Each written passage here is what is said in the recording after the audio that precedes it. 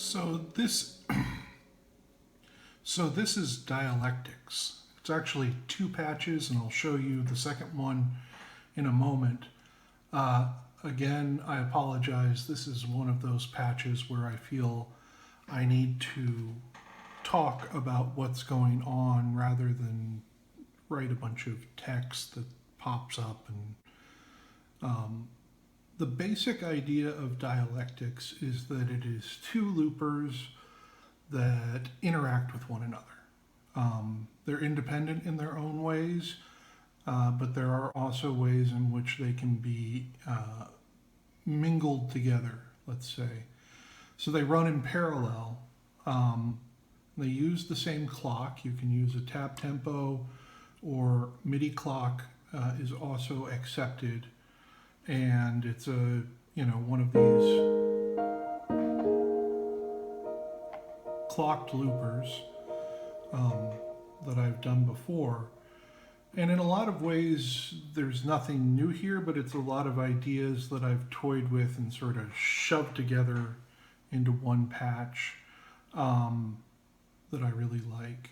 So the basic structure of the control page is that there are independent controls for each looper that mirror one another across the top, and then the bottom third of the page is devoted to the things that they share, global controls, and the ways that they interact with one another. So there is a chance loop, or a loop chance, might have named that weird. The basic idea there is that it determines whether or not the looper records new audio. And if it doesn't, it can catch audio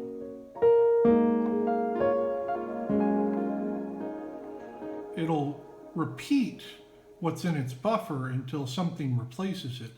So you can get these sort of runs of sound when it's set below 100%. 100% or, A1 or A10, I like using these new note versions of the value module for these things, just because it's faster to dial in. 1, A10, whatever, that'll be 100%. It'll always record a new loop on each clock chance. But you see there's actually a visual indication of whether or not it's recording a new loop. And I had it change color because it wasn't clear before whether it was recording a new loop on each clock cycle to me. So that's just a thing that I did. It might be distracting.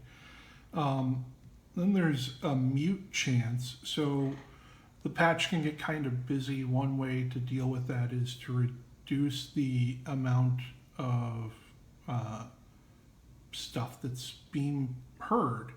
So you can also introduce a mute chance. And when that occurs,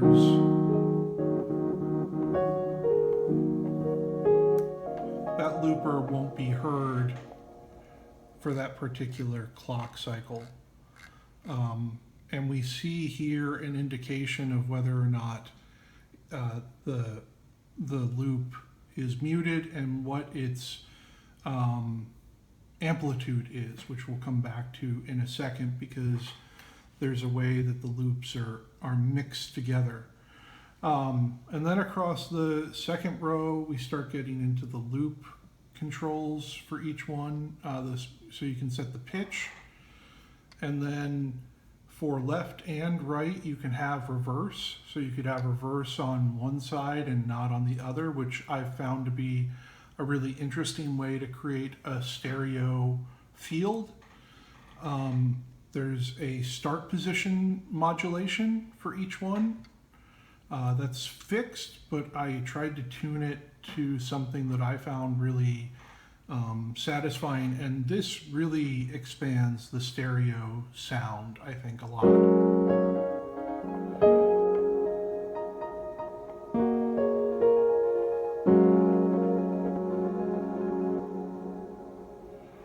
So that's just modulating the start position. On the second row, there's a loop length control. So you can set the loop length very short and get glitchy sort of sounds.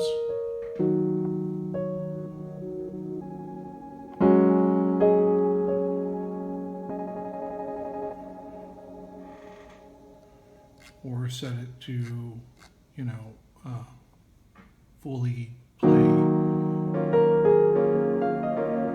what's in its buffer.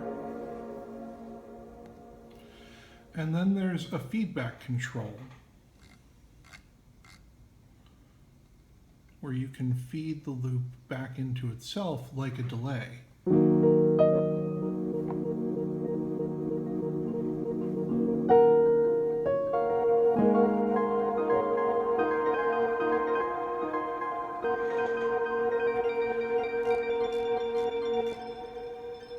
So you can get some of those pitched loop things. And again, all of these controls are mirrored for the other loop.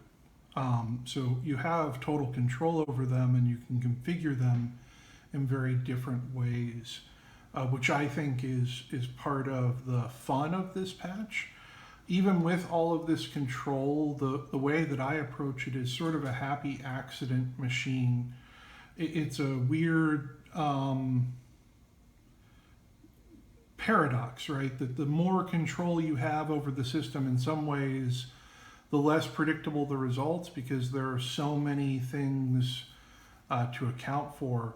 That said, when you have some familiarity with the patch, you can get pretty predictable behavior. But it can also just be something where you change stuff around and see how it sounds. And I've definitely found some interesting sounds that way.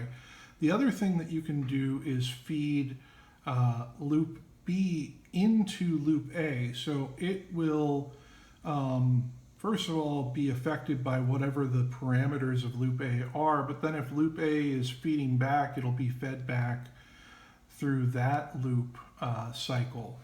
So, let me put some feedback on, and I'll change this to an unpitched loop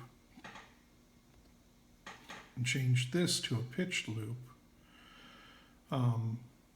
So what we'll hear when we start to feed this into loop A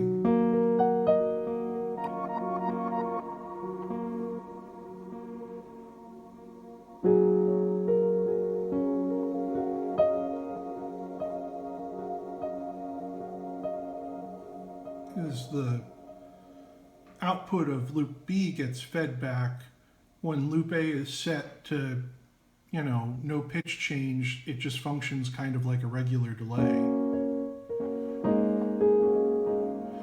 So you can get a sort of pitched up repeat without having that constantly ascending sound. Or you could have, a sort of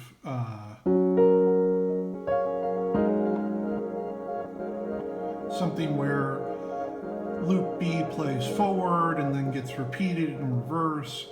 There are a lot of different ways to have those two work with one another. So those are the controls for the independent loops. And then there are some controls for how they behave together.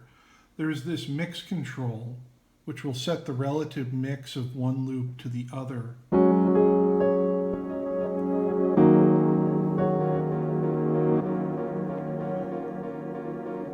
So when it's moved in this direction, as you can see, it's, again, these up here show the amplitude of those loops.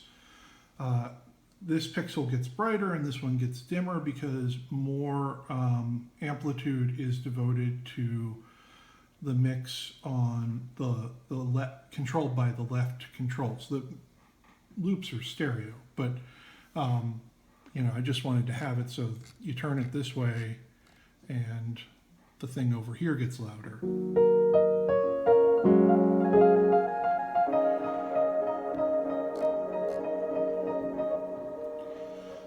But that's not the only way to mix the two. you can also put on a mix mod, and what this does is introduce an envelope that's triggered every clock cycle based on the clock. It's an attack decay envelope, and you can control its shape. So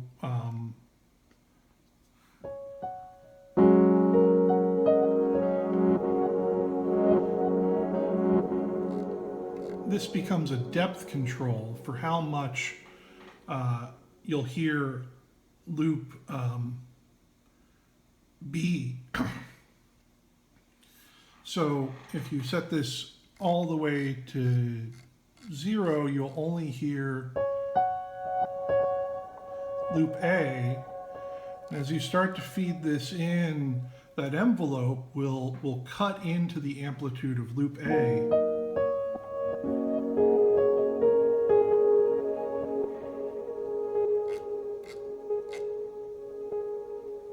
Until they share that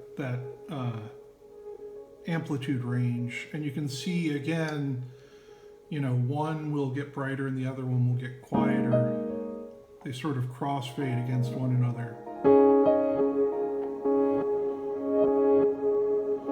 We can change this around to influence the shape of the envelope.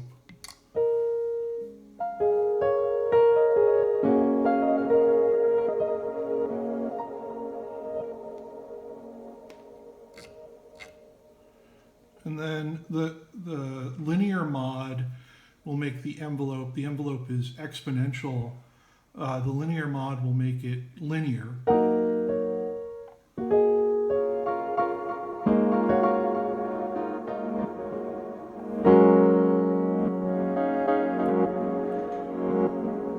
And then the output goes through a filter. This is just a low-pass filter, a multi-filter. You'll hear it click a little bit as I adjust it.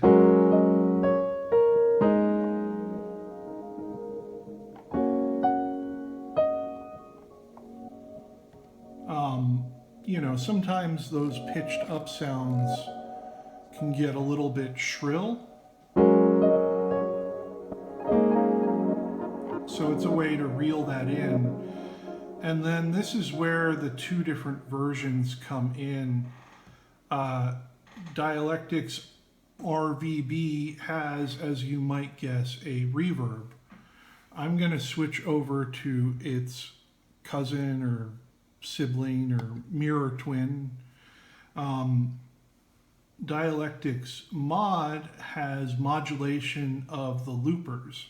So everything else is the same. And I'm sorry, I didn't point out that they have wet and dry levels. Everything else is the same. This one's set to some different settings. But you have the ability to modulate the speed of the loopers in two ways. One is I added my trusty tape age, so we can make things sound sort of broken and fuzzed out and that sort of thing. The other is a LFO that's determined that you can set right here. You can set the rate and everything. Let's slow this down a little bit.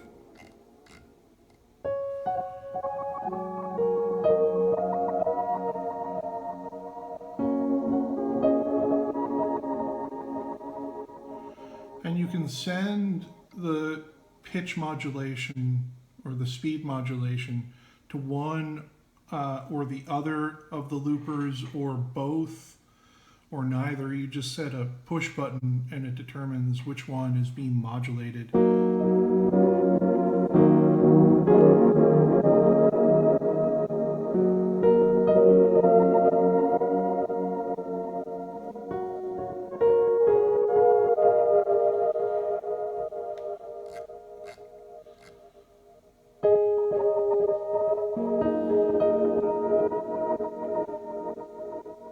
There's one other feature I forgot to mention. So you can hear the the loopers fade over one another, right? And you get sort of clicks between each clock cycle that aren't great. So you can also use an amp envelope to increase the fade time at either end of the loop. This also introduces some amplitude modulation.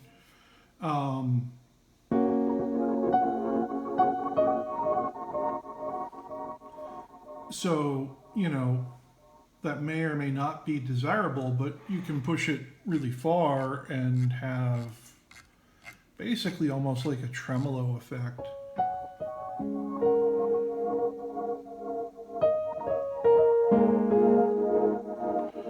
But if you use it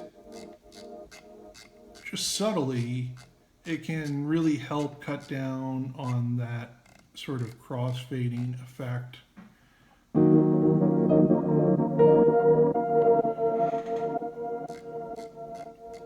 Or the clicks.